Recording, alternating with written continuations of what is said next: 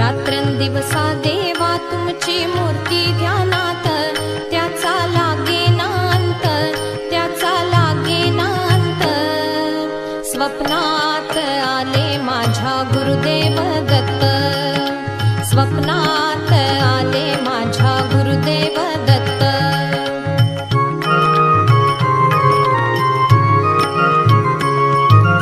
दिव्य स्वरूपी सडा टाकत होते अंगणात, अल्लख म्हणून भिक्षा मागत आले दारात. दिव्य स्वरूपी सडा टाकत होते